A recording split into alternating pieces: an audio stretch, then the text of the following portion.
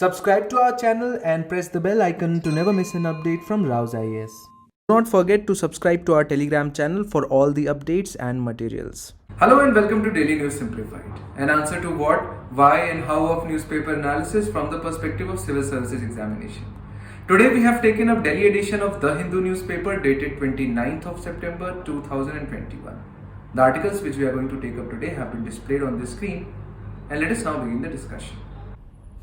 Alright, so we will begin today's discussion with a very important topic appearing on page number 7.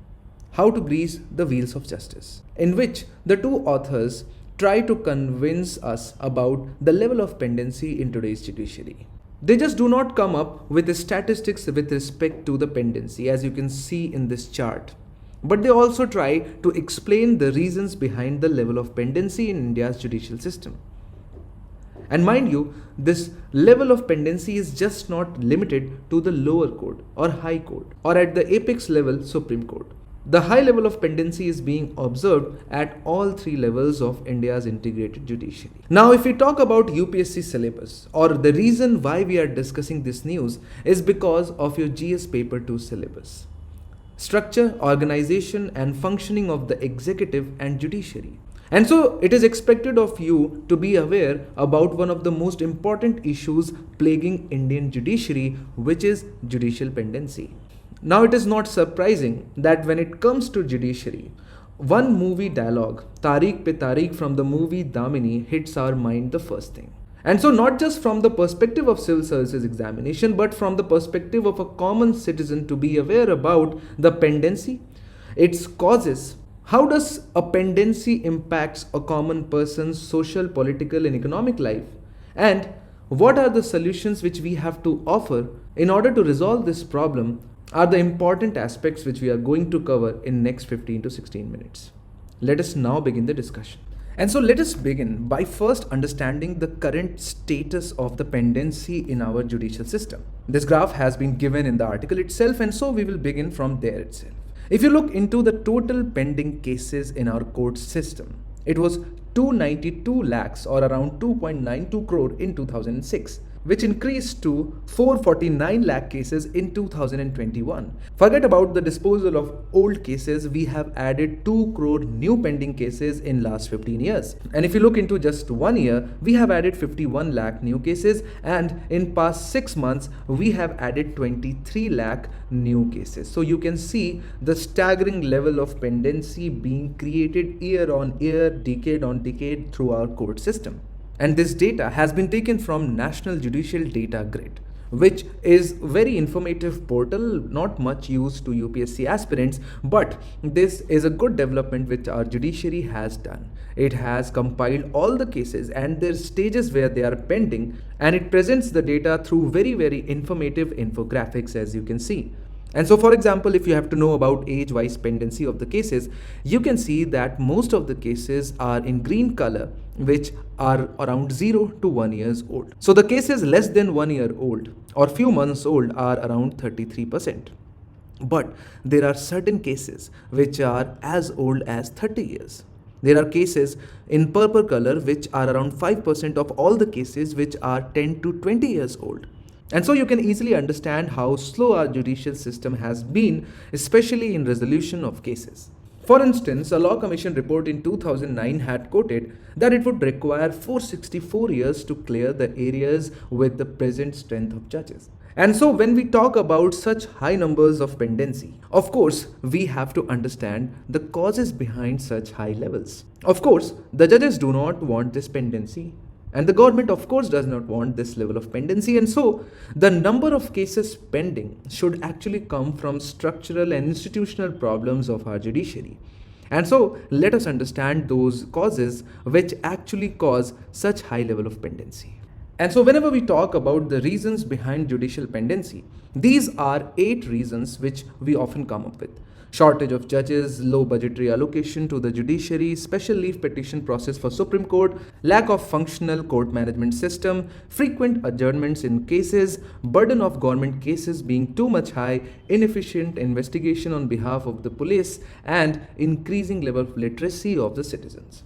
So these are the headings under which you need fodder materials. And so we will begin with shortage of judges. And so to give you a data, around 5,000 or 25% of the posts are lying empty in the subordinate courts. And so when you have such high levels of vacancy at the subordinate court level, which is the third tier and also the first layer of interaction with the complainant or the defendant, you will obviously end up with very high level of pendency, especially at the district level.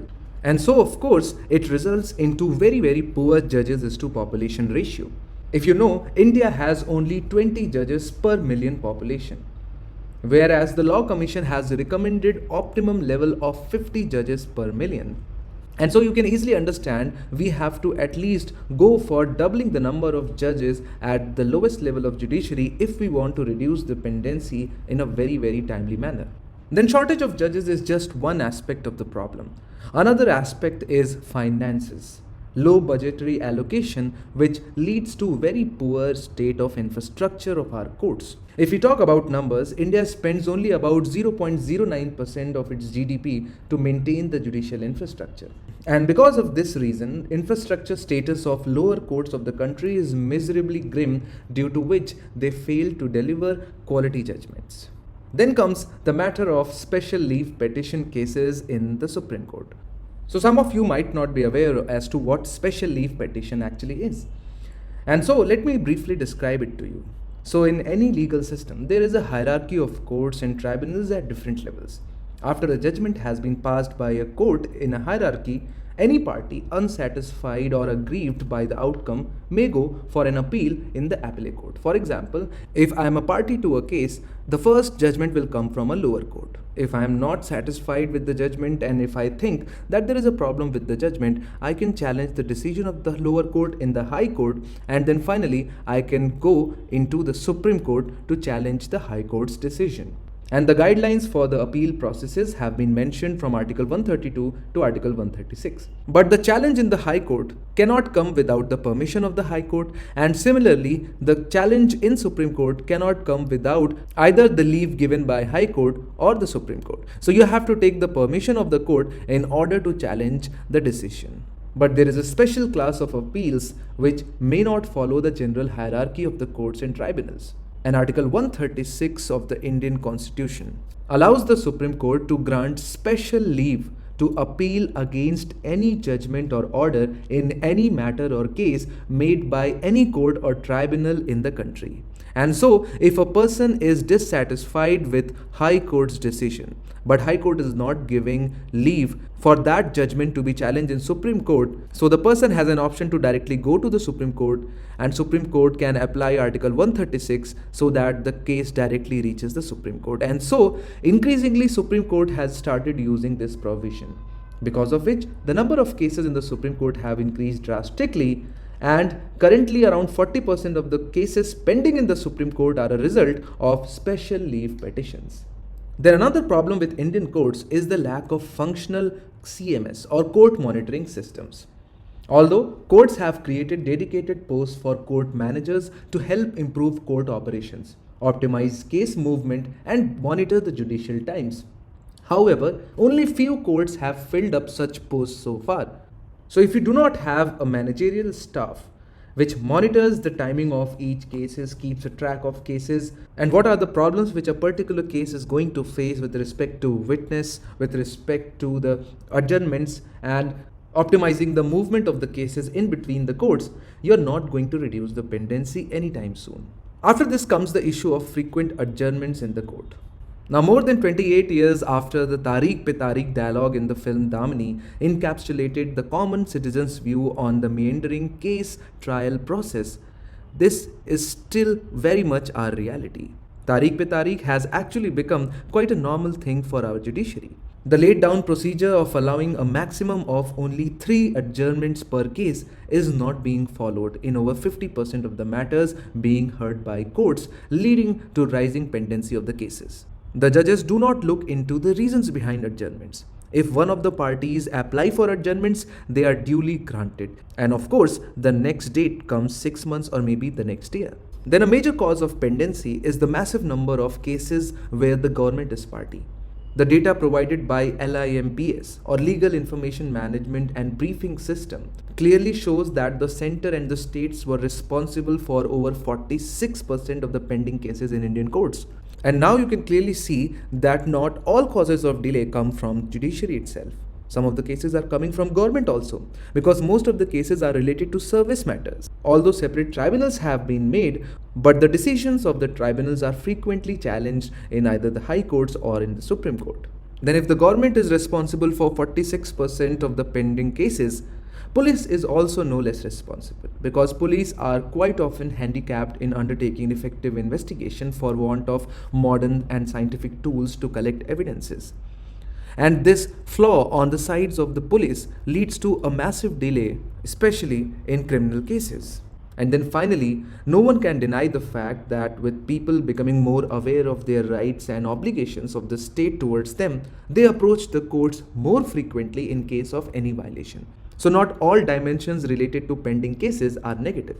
This one aspect is especially positive, because it not only shows the increasing trust of the people in our judiciary, but also increasing awareness among the people about the rights and their obligations. So now I guess you have a clear picture about the causes behind the increasing pendency in our judiciary. So why do we treat pendency as such a bad thing? What are the impacts which it causes on the society, on the polity, because of which the pendency in the cases are bad? And of course, the first reason why pendency of such numbers is very bad, because of often repeated quote, justice delayed is justice denied. Denial of timely justice amounts to denial of justice itself. Timely disposal of cases is essential to maintain rule of law and provide access to justice. Speedy trial is also a part of right to life and liberty guaranteed under Article 21 of the Constitution. Then it erodes social infrastructure of the country. A weak judiciary has a very negative effect on social development, which leads to lower per capita income, higher poverty rates, higher crime rates, and poor public infrastructure. Because if the citizens have to wait for 10 to 20 years to get their rights reinforced or to get the justice in cases where they have been wronged, obviously it means a huge financial burden for these many years, which ultimately will definitely lead to poverty and lower per capita income. The delay in conviction is going to embolden the criminals, and so there is no way we can restrain them or discourage them from committing future crimes, and so it leads to higher crime rates. And if the judgments take around 10 to 20 years, this automatically means overcrowding of prisons, which are already infrastructure deficient. In some cases, beyond 150% of the capacity. This results in gross violation of their human rights, because these people are still not convicted, but they are under trials. And in many cases, they spend half of their life behind the bars before being exonerated by the courts. And not just the social and political angle, it also has an economic dimension in it. Long pendency in the cases affects the economy of the country, as it was estimated that judicial delay cost India around 1.5% of its GDP. As per the Economic Survey of 2017-18, pendency hampers dispute resolution, contract enforcement, discourages investments, stalls project, hampers tax collection, and escalates legal costs, which leads to increasing cost of doing business. So on one hand, Government of India is trying to reduce the cost of doing business, to increase the ease of doing business, and on the other hand, the judicial pendency is actually increasing. So now you understand why judicial pendency is such a bad thing. After having understood the causes and its impact, of course we cannot leave any discussion without providing the solution to a problem. And so when it comes to the solutions as to how to deal with high number of pendency, first and foremost is that we have to improve the infrastructure for quality justice. The Parliamentary Standing Committee, which presented its report on infrastructure development and strengthening of subordinate cases, suggested that states should provide suitable land for construction of new court buildings. New campuses of district courts should come up. Then it also talked about timelines being set for computerization of all the courts as a very, very necessary step towards setting up of e-courts. Then addressing the issue of vacancy is the next on priority. You must have recently read about appointment of many judges to the Supreme Court as well as High Courts. That was a step in right direction, but here we are mainly focusing on lower courts.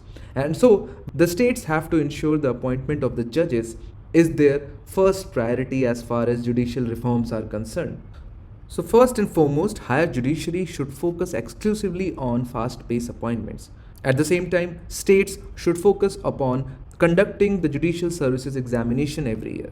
When it comes to higher court, the constitution has already provided a mechanism through which a temporary shortage of judges can be overcome by appointment of ad hoc judges.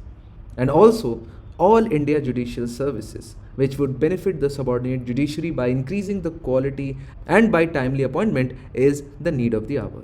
Then there is a need to increase the number of working days. Average annual working days for subordinate court as of now is 244, 190 for Supreme Court and 230 for High Courts. Increasing the number of working days could drastically improve the productivity very significantly. Then there is a need for having a definite time frame to dispose the case by setting annual targets and action plans for the subordinate judiciary and the high courts. At the same time, judicial officers could be issued a strict code of conduct to ensure that the duties are adequately performed by each official. Then of course we need much better court management system and a reliable data collection system. For this, categorization of cases on the basis of urgency and priority along with bunching of cases should be done.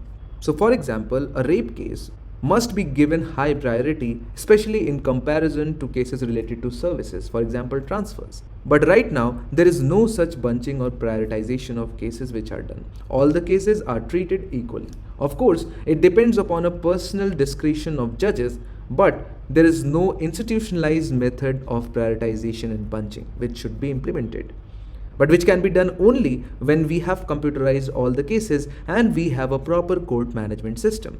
Then of course we have talked about the menace of adjournments. We need to strictly deal with Tariq pe Tariq system. We need to strictly regulate the adjournments and imposition of exemplary costs for seeking it on flimsy grounds, especially at the trial stage, and not permitting dilution of time frames specified in Civil Procedure Code. And then finally, two solutions are going to go a very long way in order to reduce the pendency drastically. One is the use of information technology solutions and the second is use of alternate dispute resolution mechanisms. As far as IT solutions are concerned, we know that the use of technology for tracking and monitoring cases and in providing relevant information to make justice litigant friendly is a very easy way. For example, electronic filing of cases or e-courts are a very welcome step in this direction, as they give case status and case history of all pending cases across high courts and subordinate courts, bringing ease of access to information. Similarly, we need to revamp National Judicial Data Grid by introducing a new type of search known as Elasticsearch, which is very close to artificial intelligence.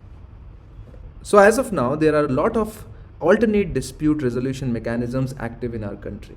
For example, Lok Adalat should be organized regularly for setting civil and family matters.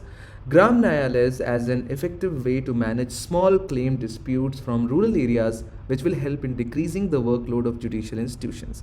Apart from that, there are various other kinds of dispute resolution mechanisms, for example, mediation, negotiation, conciliation, and arbitration. As you can see on this screen, the differences between them are very clear. And more parties should be encouraged to resort to these methods of resolution rather than directly approaching the court system. So now you can clearly see that the fundamental requirement of a good judicial administration is accessibility, affordability, and speedy justice, which will definitely not be realized until and unless the justice delivery system is made within the reach of the individual in a time-bound manner and within a reasonable cost. And for that, we need to work out on our pendency. From the perspective of mains examination, this is a very important topic. And for that, you need to remember the causes behind the pendency, the statistics behind the pendency, the impact of pendency, and finally, what are the solutions which when followed will lead to drastic reduction in pendency. Tackling the Maoists appears as a column on page number 6. The insurgency has weakened, but its potency in select areas has not reduced. And so, in a meeting with state leaders and representatives, Home Minister Mr. Amit Shah noted that the geographical influence of the Maoists has reduced from 96 districts in 10 states in 2010 to 41 in 2021. And this contraction is not surprising. And so, again, this has brought the issue of Naxalism, or in other words, left-wing extremism to the fore. Already GS paper 3 has a line which says linkages between development and spread of extremism. Now, more often than not, left-wing extremism or Naxalism is seen associated with the lack of development. And so this is the first thing which you get in form of violent resurrection of the society. If we talk about the MHA, Ministry of Home Affairs, which is responsible for the internal security in our country, it has categorized 4 issues related to internal security in our country: terrorism in the hinterland, left-wing extremism in certain areas, security situation in Jammu and Kashmir, and insurgency in northeastern states. And so in this particular discussion, we are going to keep ourselves focused on left-wing extremism in certain areas, which is around 1/4 of the total internal security related challenges which India faces in present context. UPSC asked, the persisting drives of the government for development of large industry in backward areas have resulted in isolating the tribal population and the farmers who face multiple displacements with Malkangiri and Naxalbari foci.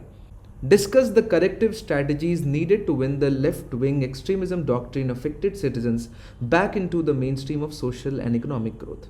Similarly, left-wing extremism is showing a downward trend but still affects many parts of the country. Briefly explain the Government of India's approach to counter the challenges posed by LWE extremism. So you can see that not just as a part of syllabus, but also as a part of previous year question, this topic is very important.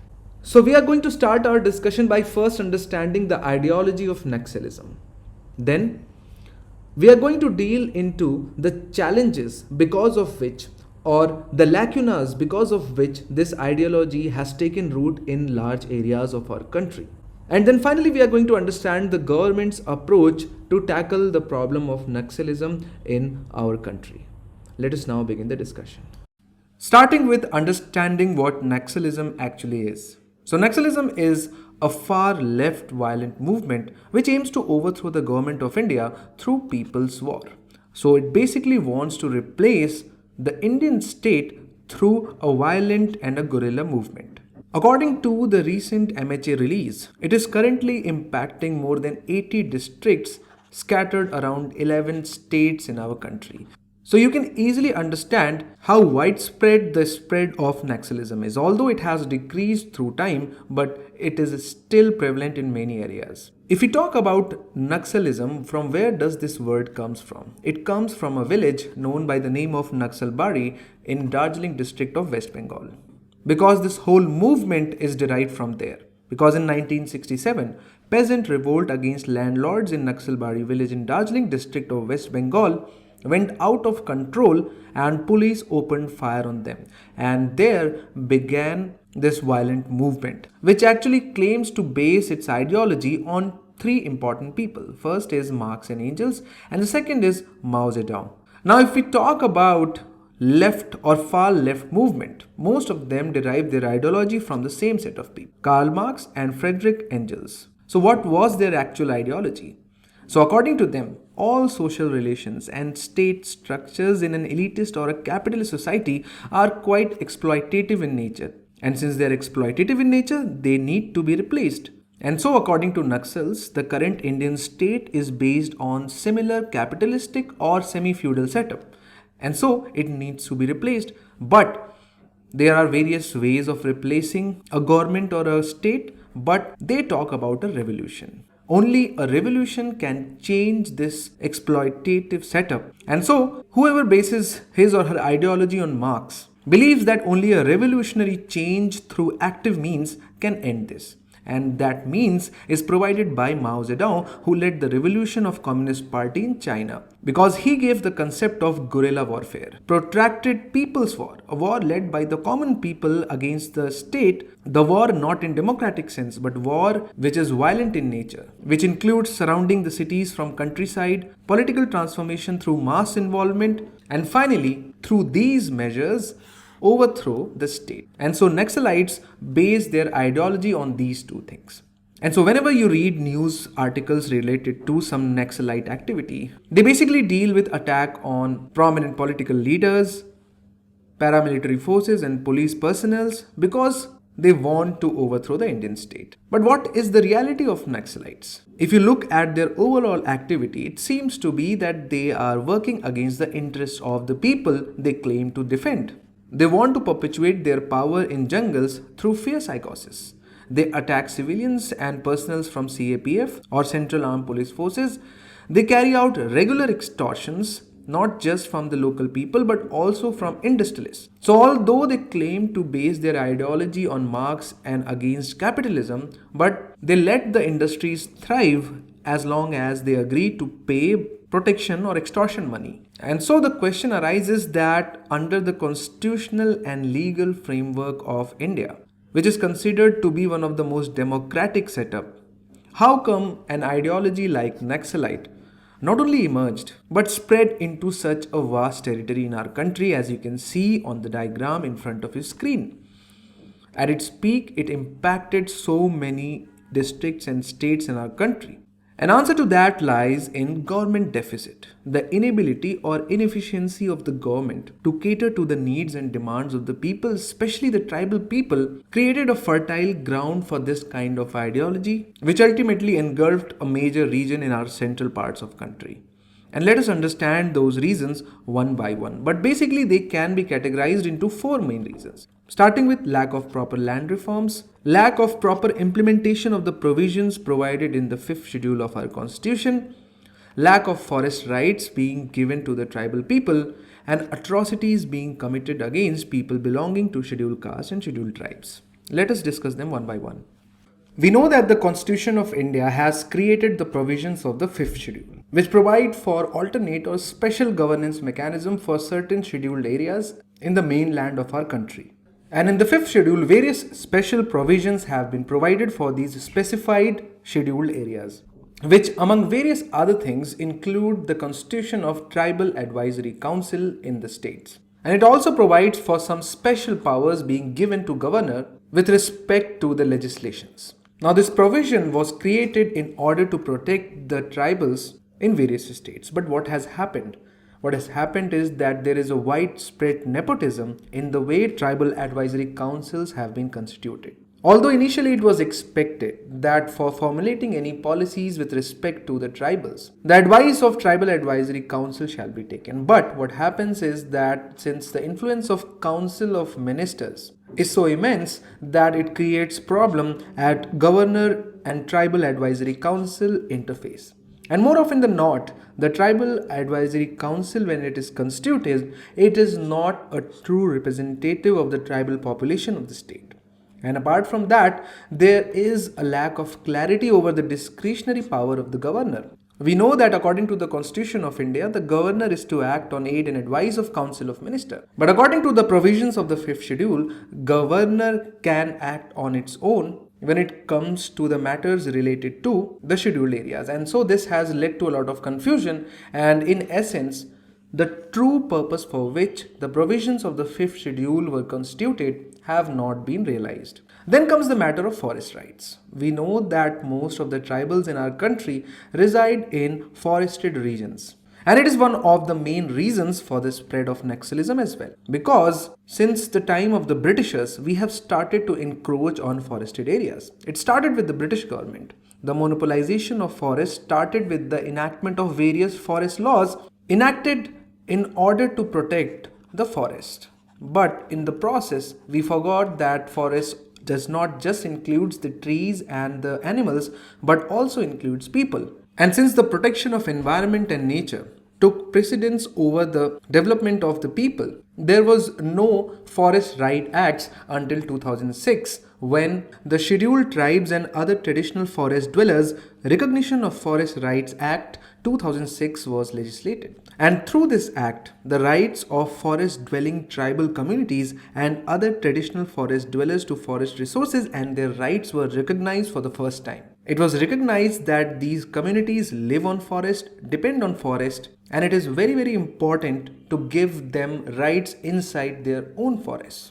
But if you look at the provisions of FRA 2006, individual rights status is decent, but there is minimal community rights, or community rights are not given. There is so much of insistence on evidence. For example, every tribal has to prove through an evidence that they are living in this forest traditionally, and only then their rights will be recognized. And we know that since time immemorial, they have been functioning outside the system which we have created ourselves, and so there is a lack of evidence which ultimately results in the delay or lack of recognition of the rights provided in Forest Rights Act 2006, which ultimately brews the frustration.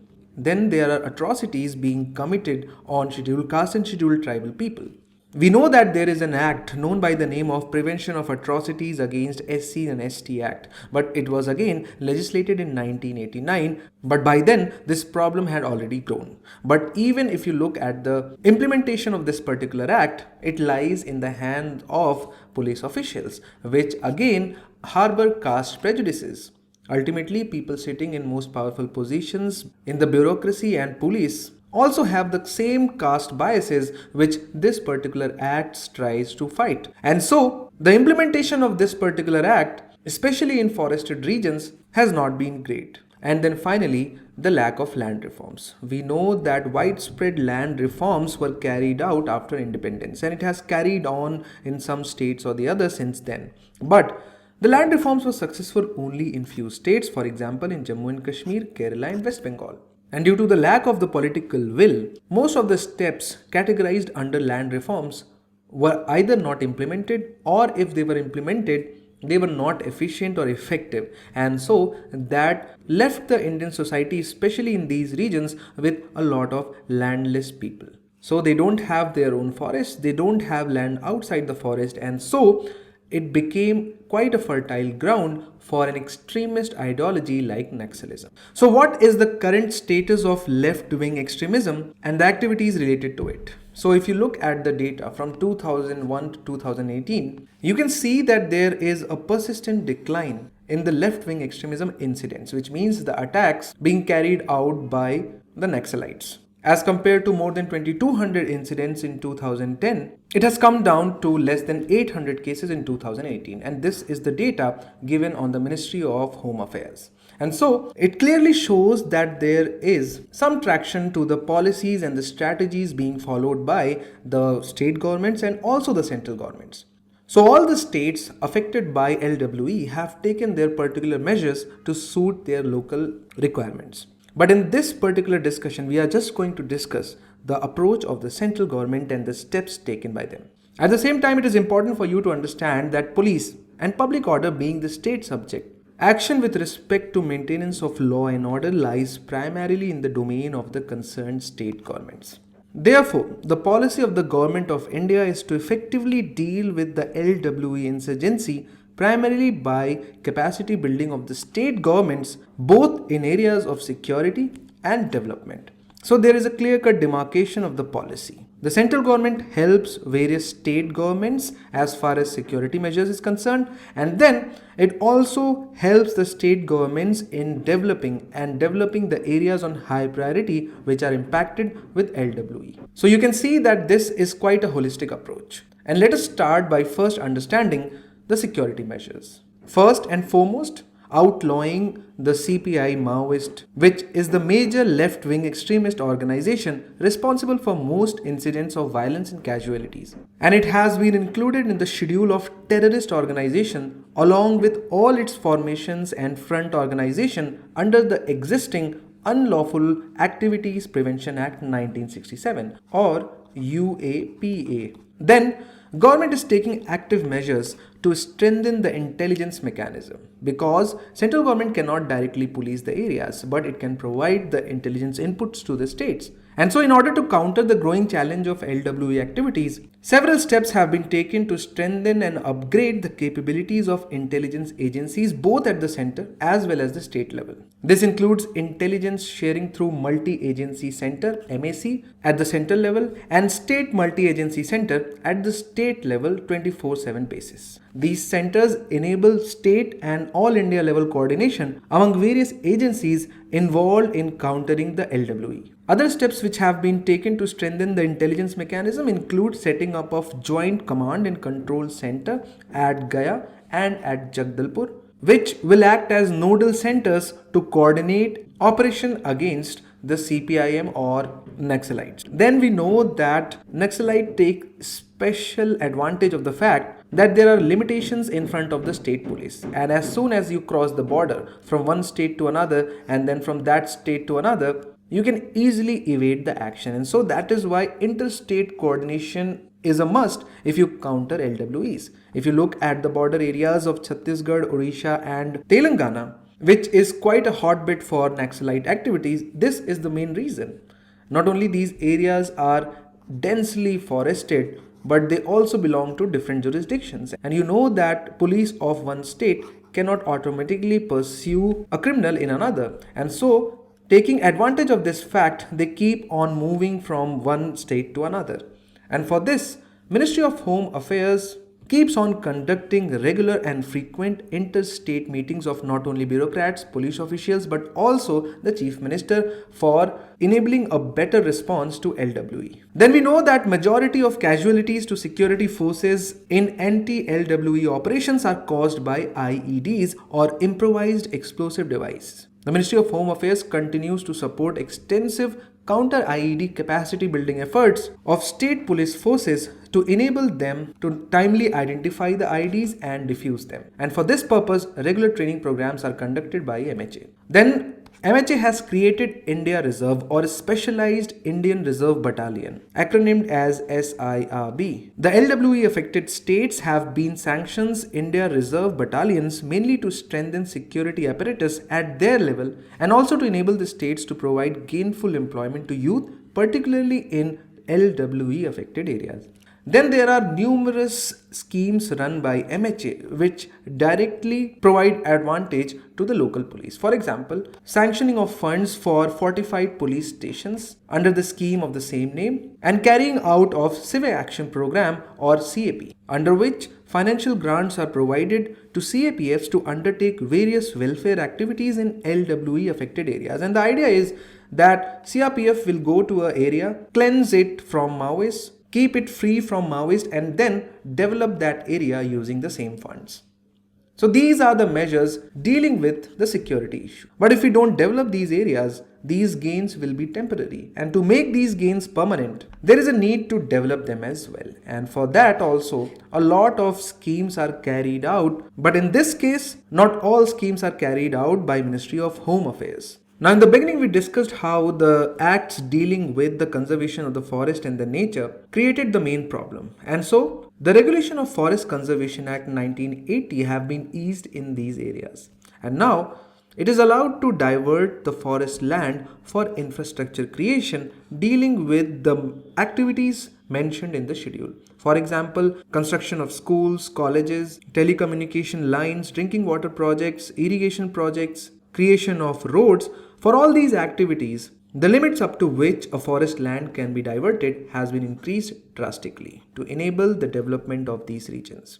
Then, lack of connectivity is the major tool in the hands of Naxalites. They first disconnect the local population from the mainland and then they carry out their brainwashing. And so connectivity has been a major plank of the government of India. And the connectivity does not mean road connectivity only, but it also means communications connectivity. And so the government of India has been implementing road requirement plan and road connectivity project for LWE areas. Also, installation of mobile towers has been on high priority of the government in these regions. Then we talked about how the lack of implementation of the provisions of the Forest Rights Act has created a lot of trouble in these regions. Now government is keeping the timely distribution of the titles or the land titles to the tribals on high priority in LWE areas. According to the recent data by MHA, around 15 lakh titles have been distributed so far, which means that so many people have got the legitimate right to reside inside the forested region. Then we know that various schemes of the government of India For example, skill development, which is Pradhan Mantri Kaushal Vikas Yojana, and many other schemes dealing with the rural development have a special focus on LWE areas. Similarly, Ministry of Education keeps LWE areas on high priority. For example, recently 7 new Kendriya Vidyalayas and 6 new Jawahar Navodaya Vidyalayas have been opened in LWE affected areas. And you'll be surprised to know that out of these, 2 new Kendriya Vidyalayas are to be opened in Gadchiroli and Kondagaon, which are the epicenter of Naxalism. So this is as far as the steps taken by the central government. But there are various unique schemes being run by various state governments. There are some unique surrender policies being run by various state governments, which has led to rapid increase in the surrender by the Naxalites. Similarly, there are some dedicated police force being created to counter LWE. And so, let us know in the comment section what can be some important case studies to be cited while writing an answer in the mains examination. So this discussion is very pertinent from the perspective of GS3 mains examination, and this discussion we understood the idea behind Naxalism, how it originated, what were the deficits in our legal framework which actually gave rise to the Naxalism, and then finally what has been the government approach to counter left-wing extremism. Let us now move on to the next news. Rocky road for RTI activists in Bihar. 20 killed in past 11 years. This news appears on page number 1.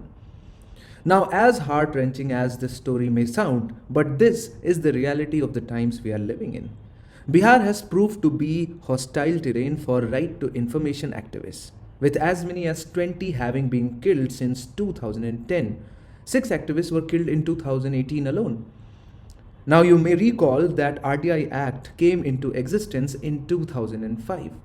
And these are just the cases. These are just the reported cases we are talking about. And the actual numbers can be much, much higher. Now, whenever we talk about the syllabus of UPSC, whistleblowers protection is often an ignored area of preparation. If you look into the syllabus, utilization of public funds and challenges of corruption is a part of your syllabus. And one of the ways through which we want to counter the corruption menace is through whistleblowers protection. Whistleblowers are the people who actually leak or expose the corruption. They are the first people who give the information either to media, civic society, or put it on their blogs or their Facebook posts about some kind of illegal activity, some kind of unethical activity going on in their organization. And since time immemorial, whistleblowers are the people who are most unsafe in the society because they are the people who decide to fight the most powerful people in position of power. For example, if a person is blowing corruption in defense ministry, he or she is directly challenging the authority of the central government. Similarly, if a person is actually leaking out information related to corruption in highway construction, that person can be directly positioned against big builders, contractors, and also government officials. And so it is very, very important to protect these whistleblowers. So first, we are going to understand who are the whistleblowers. What are the effects of whistleblowing? Then we are going to look into 3 very, very famous cases which actually led to the enactment of Whistleblowers Protection Act 2014. And if there is an act to protect the whistleblowers, why are we still losing these right to information activists and whistleblowers? So starting the discussion with who is a whistleblower. And so it is a person, usually an employee, who exposes information or activity within a private, public, or government organization that is deemed illegal, illicit, unsafe, fraud, or abuse of taxpayer funds. So first and foremost, whistleblower is not just limited to public organizations. It also involves blowing crucial information in a private organization. For example, insider trading. There have been a lot of cases of insider trading. One person was trading crucial information to gain access and profits from share market, while other person leaked that information. Now, protection of whistleblowing as far as private companies are concerned is given in the Companies Act. But here we are going to keep ourselves limited with the public officials. And so any kind of illegal activity, unsafe activity, fraud, or any kind of abuse of taxpayer funds and information related to all these activities when they are released in the public, and so the person who releases them is known as whistleblower. And in past 20 years, we have seen that either they are forced to leave the organization or they are demoted. For example, immediate suspension. The person's credibility is often questioned and old cases related to that person are opened up. Their family persons, their own health, and in some cases their life is threatened. Otherwise, why would so many RTI activists die in such a short span of time? They have to face the outrage of people directly or indirectly involved in the case. So if you are blowing up a corruption scandal of a minister, of course you should be ready to bear the brunt of that person. And so it leads to physical or psychological isolation. And if whistleblowing is done by an organization, then that organization generally experiences loss of money, restitution, and in some cases, whistleblowing has also led to incarceration. Now, when we say that whistleblowers can, or in most likely cases, are expected to face these outcomes, what are the case studies which we can recall and we can write in the mains examination so that the examiner also recalls them immediately? And these three famous cases are Engineer Satyendra Dubey, Manager Manjunath Shanmugam, and RTI activist Bipin Agrawal. All these three cases led to the death of the whistleblower. So for example, Mr. Satyendra Dubey, who was an IT Kanpur graduate in his mid-30s, and he was supervising construction of the Golden Quadrilateral project in the Kodarma division of Jharkhand. He had a reputation for being an honest and upright officer. He was promoted as project director and was likely to be posted there. But what Dubey did was that he exposed the mishandling of funds by three of his engineers, which led to the suspension of the contractor. He had written to the National Highway Authority of India and to the Prime Minister's office describing the financial irregularities in the project. Just 2 months down the line, Dubey was shot dead on the morning of 26 November 2003.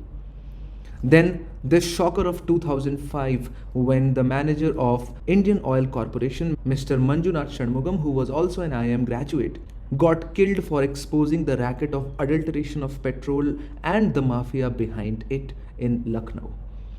Then Mr. Bipin Agrawal had filed at least 900 RTI applications seeking details on government land encroachment in the district. His home was attacked by assailants in 2020 as well. Following the incident, he had sought protection from local police but was not provided to him, and eventually he was killed just the last year. So now you can understand how important it is to protect the whistleblowers and the culture of whistleblowing in order to maintain the ethics and morality in the governance. Because corruption is a social evil which prevents proper and balanced social growth and economic development. And one of the most important impediments felt in eliminating corruption in the government and the public sector undertakings is the lack of adequate protection to complainants reporting the corruption or willful misuse of power or willful misuse of discretion, which causes demonstrable loss of the government or commission of criminal offense by the public servant. Now, whistleblowing is very important for stopping corruption because these are the people who are insider to an organization. They understand the functioning of the organization. They know each and every scam going on. And so if you kill one whistleblower, you are basically discouraging all other whistleblowers to blow the whistle.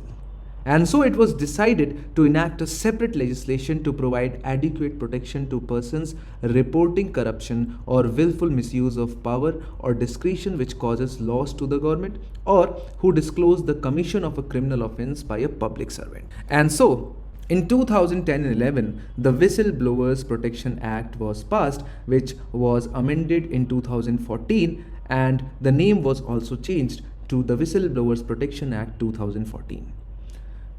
It seeks to protect whistleblowers, which should be amply clear from the name of the act itself. It says that the whistleblowers are persons making a public interest disclosure related to an act of corruption, misuse of power, criminal offense by a public servant. So it is limited just to public servant, as I told you earlier. For dealing with private people, there are other acts, especially the Companies Act. And so if a person comes up with a disclosure in public interest alleging corruption, misuse of power or criminal offense conducted by a public servant, that person will be designated as a whistleblower under the act. And so any public servant or any other person, including a non-governmental organization, may make such a disclosure to the Central or State Vigilance Commission. So the act just does not defines the whistleblower but also defines the authority to whom you have to report. And so if you are an engineer and if you find out about some corruption going on in a highway construction, you will not go to your senior engineer or the director of your NHI, but you are expected to go to Central Vigilance Commission. And every complaint has to include the identity of a complainant. And that is one of the biggest problem with the act, because anonymous complaints are not allowed. But at the same time, it is obligatory on the Vigilance Commission that they do not disclose the identity of the complainant except to the head of the department if he deems it necessary. It penalizes any person who has disclosed the identity of complainant.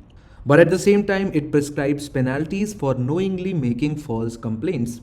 So these are the major provisions of the Act. And so you can say that fair amount of protection has been given to whistleblowers. And it has been 6 to 7 years since this act came into existence. And now the obvious question which must be coming in your mind is why still people are being killed? And the reason behind that are many. But the first reason is that the act has not been notified so far. So you know that once a bill becomes an act, that is after the passage through both the houses of parliament and approval of president, the bill becomes an act, but it comes into force only when it is notified in the Gazette of India. And so this act has not been notified so far. And so all the protection which has been talked about in the last slide is still not available even if you disclose any kind of corruption. Then it does not provide any penalty for victimizing a complaint. And that is one of the biggest protection a whistleblower can get. We know that CVC has been designated to receive public interest disclosure since 2004 through a government resolution. There have been only a few hundred complaints every year. And since the provision of this act are similar to that of the resolution, and therefore it is unlikely that the number of complaints will differ significantly, then the power of CVC is just limited to making recommendations. It does not have any power to impose penalties. Then the act has a limited definition of disclosure and does not define victimization as we have seen. And if you compare the provision of this act with similar acts of other countries, for example, United States, United Kingdom and Canada, they define disclosure more widely and define victimization very, very broadly. Also, the Act differs on many issues with the proposed bill of the Law Commission and the second ARC's report. And this includes non-admission of anonymous complaints and lack of penalties for officials who victimize the whistleblowers. Because if the revelation of information deals with a very powerful mafia, or a contractor, or a minister, or an IAS officer, IPS officer, then people will not file the complaint because they will have to include their names. And they are very, very scared of the fact once their name goes into the report, some of the other people will definitely find out as to who is the actual complainant. And so these issues should altogether be dealt with in order to make the Whistleblower Protection Act truthful to its name. Let us now move on to the next news. Bureaucracy's digital challenge appears on page number 7. The author puts forward an idea that if civil servants do not use social media appropriately, their role as independent advisors stands threatened. Now, this article does not directly put forward any particular issue or challenge which can be relevant for you as a part of your GS paper 1, 2, 3 syllabus. But if you look deeper into GS paper 4 syllabus, you find Public Civil Service Values and Ethics in Public Administration, written directly as a part of syllabus. Ethical concerns and dilemmas in government and private institution. At a time when we see social media having such a vast influence on our day-to-day lives, for example, our feeds on Instagram, our posts on Twitter and Facebook have become very, very important. Now, civil servants being a part of society and being influenced by these social media platforms, it becomes important for us to investigate whether the use of social media by the bureaucrats, civil servants, public authorities is correct or not. And so in this regard, there are two sets of arguments which can be presented. First, social media can be avoided because as an organizational firm, the bureaucracy is incompatible with social media. Because they are the players who work behind the curtains. They should not come outside or in front of the curtains. While bureaucracy is characterized by hierarchy, formal relationships and standard procedures, social media is identified by openness, transparency, and flexibility. Bureaucracy's basic idea is rule-based nature, and hence it cannot be put to litmus test of public choices on every action. Because when public servants and bureaucrats start uploading each and every activity which they perform during a day on their social media platforms, of course, they subject themselves to a very high level of public scrutiny which might not be relevant. At the same time, social media is unavoidable in present context because social media has also created a positive outlook towards an institution long perceived as opaque and inaccessible. Social media has increased awareness among people about government policies and programs. It has also provided an opportunity to bureaucrats to shape the public discourse and engage with the public while being politically neutral. At the same time, you might have noticed the flood or deluge of fake news either on the social media platforms and also in the mainstream print media. But a cautious use of social media on behalf of bureaucrats and public servants can actually nip the rise in fake news in the bud itself. Because by virtue of being civil servants, they have lakhs and millions of followers. And if they utilize their personal platforms to curb the menace of fake news, it can prove, and it has proven very effective in the past also. So you can see that there are two sides to the coin. Social media is of course helpful, but at the same time there are a lot of drawbacks associated with the use of social media. And so ultimately we can say that the use of social media is advisable, but with a word of caution. For example, social media accountability is no alternative to institutional and citizen-centric accountability. Utilization of social media should not hinder the routine bureaucratic work. Work ethics should be part of civil servants' conduct on social media. Civil servants should take moral responsibility of their conduct on social media. And to enable all this, government can come up with comprehensive code of conduct on social media. So let us now move on to the next article. This last article of discussion is not actually an article, but it is an image given on page number 10. The 14.5 kilometer Zozi-La tunnel, which will be Asia's longest bi-directional tunnel at a height of more than 11,500 feet, will provide all-weather perennial connectivity between Kashmir and Ladakh, which is otherwise hampered for winter months as the ancient Zozi-La pass is covered in snow and avalanches. So you can clearly see the location of this tunnel between the Gandarbal and Dras, which is basically between Srinagar and Kargil on the way to Leh. This is it for today. Let us now move on and have a look at question of the day.